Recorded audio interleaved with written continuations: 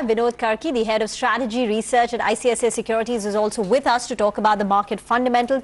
Vinod, thank you very much for joining in. I want to start off with your recent note that you published on 6th of December, where you are saying equities have now reached high optimism zone.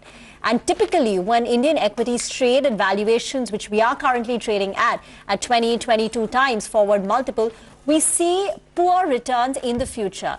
Can you talk a little bit more about what you anticipate playing out? And will it be different this time? Because history doesn't always repeat. Yeah, thanks, Rima. Yeah, that's absolutely right. History necessarily doesn't repeat all the time. But if you look at the past 20 years, 1 year forward returns, when we reach an area of valuation exceeding 20x, we have seen low single-digit expected returns overall. But if you split it up, there is also a chance of negative returns, 34% probability that there could be negative returns. But if you look at the positive return, the average has been around 9%. And we have been very bullish on the overall investment credit cycle and the overall domestic demand. So from that perspective, I think we may land up in the positive zone in terms of 1 year returns. But nevertheless, this return will be subpar. So if you even take the historical average 9% return that the market has given from this kind of range, then it is below the expected return that investors ask when they invest in equities, taking the risk. They at least ask for 12-13% kind of compounding. Now, if you land up with single-digit returns, it is not up to the mark, basically. And if you go beyond 20x, the earnings yield dip below 5%, whereas bonds are yielding more than 7% right now. So relatively, also the asset class, becomes less attractive overall. Yeah. But all said and done, it seems that we will land up in the positive territory in terms of returns, but subpar returns compared to expected returns. All right, positive territory but subpar. Mr. Karki, good morning and thanks a lot for joining us. This is Pavitra. You've also mentioned in your note that earnings growth, will not be too bad and we will see expansion continue as far as earnings grow. Can you tell us what is the kind of earnings growth you're penciling in for next year, for FY24? Yeah, so when we came up very strongly from the post-COVID low base, especially supported by financials and commodities, out of that, financials is continuing, both in terms of top-line demand and the margins. But commodities have given way. I mean, you have seen how commodity earnings have been impacted, also because of taxes also. But financials continue. And what is going to help in the next year, what we are observing right now, is that the price shock, the input price shock that we saw after the Ukraine war, I think that is abating. Globally, if you see, commodity prices have been falling. The cost of logistics is falling. So I think that will have a positive impact on margins for manufacturers. We are seeing that commentary also come from the PMI internal commentary, that manufacturers are seeing lower input cost pressures right up till November. And this will continue, it seems. Whereas the domestic demand seems to be quite robust. So this combination of robust domestic demand and input cost pressure easing for manufacturers may help earnings trajectory. And financials are doing pretty well and they form a large part of the weight. However, commodities and global related, where global demand is under question, those areas might see some muted demand overall. I was also going through your note and looking at your top picks, whether it's in the consumption space or overall, there is one theme that stands out, which is the housing theme.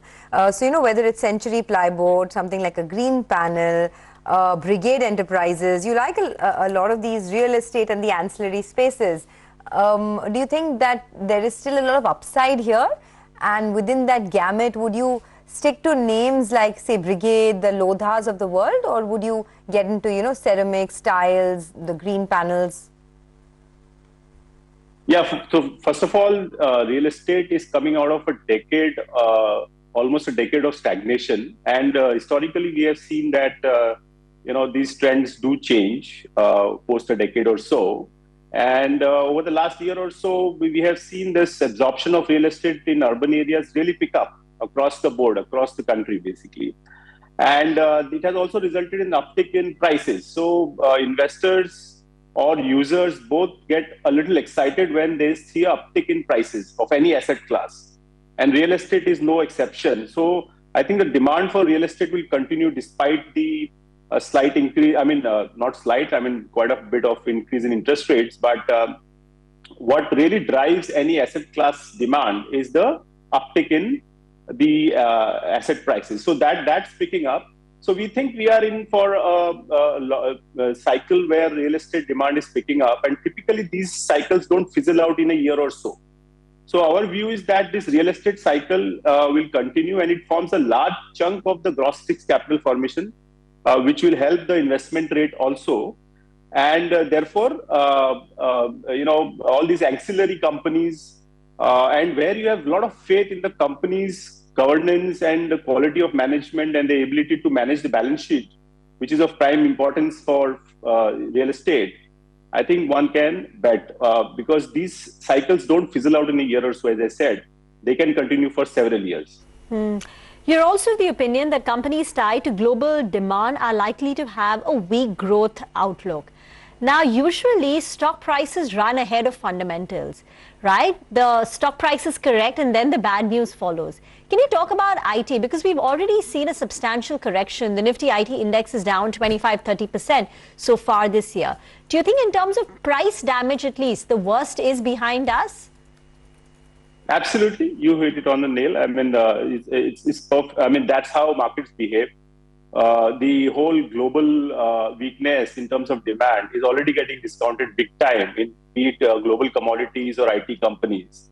So the worst of price action may have been behind us, but we have seen time and again that wherever the demand environment continues to be weak, even when the news flow continues, there are no triggers for the stock to really pick up. Unless, till the time you don't see growth picking up, or those catalysts of growth showing up in terms of higher order demand and all those things coming in, the stocks continue to remain in the value zone. There's no catalyst for these companies to really outperform. So that's the worry. Although the price damage may have been done, but what about catalysts? You need catalysts, growth catalysts, to really create alpha in the market, which I think will not be coming very soon, unless the US Fed pivots towards the quantitative easing from the quantitative tightening cycle, which I think will take some time. But if that comes about any time in the future, and which stimulates global growth, that will be the time for these, because these companies would have then sharply corrected also, and there will be time correction also. That will be really good time to pick up these stocks. Okay. But yes, the major price corrections have been done. All right, most of the price correction is in for the IT pack. That is the word coming in. The other question I want to ask you is on the FMCG space. I know you have a lot from that basket, but we have been hearing so many concerns of how rural is not quite there yet. Demand is, still lagging significantly to what's going on in urban India. Is that a concern? And in that context, do you think this space is still good for some upside in the near future?